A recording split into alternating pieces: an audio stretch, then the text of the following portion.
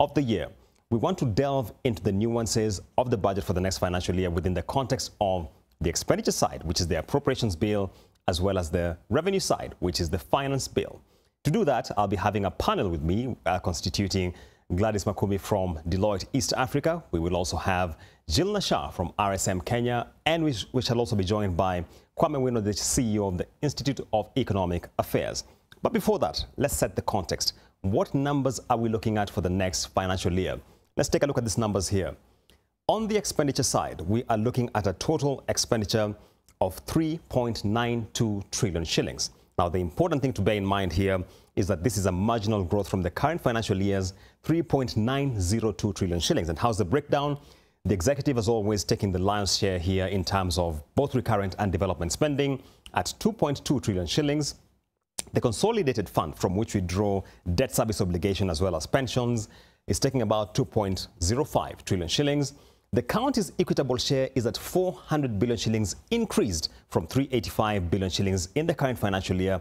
And you'll remember there was a mediation committee which was set up because in the initial proposal in the Division of Revenue Bill, the allocation was 391 billion shillings.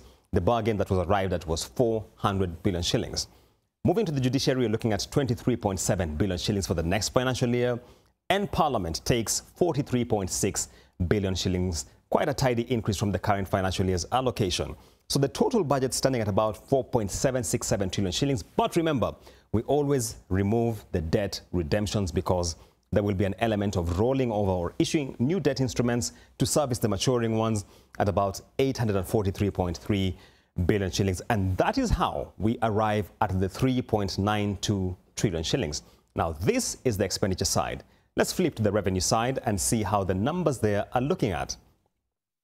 The total revenue targeted for the next financial year, that is financial year 2024-25, is 3.435 trillion shillings. Now, how's that broken down?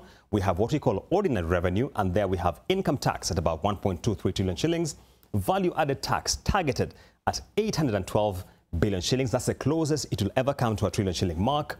Excise duty at about 429.6 billion shillings, import duty coming in at 187.4 billion, and investment income discounts from the parastatals, etc., at about 65 billion shillings. So ordinary revenue standing at 2.91 trillion shillings, and what we call appropriation in aid, some of the services you access via e-citizen for your immigration, etc., coming in at about 441 billion shillings. If you aggregate that, that's how we are arriving at 3.435 trillion shillings as total revenue targeted for the next financial year. Now, we have the expenditure side, we have the revenue side, there's a deficit. Let's look at that number.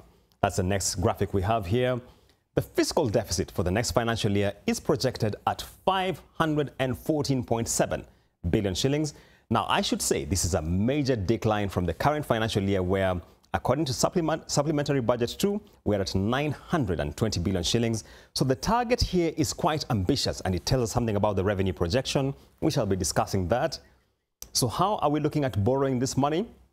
Or plugging in that gap, we are looking to borrow 257.9 billion shillings from the domestic market and 256.8 billion shillings from the external market. Now, that sets the stage for our conversation tonight.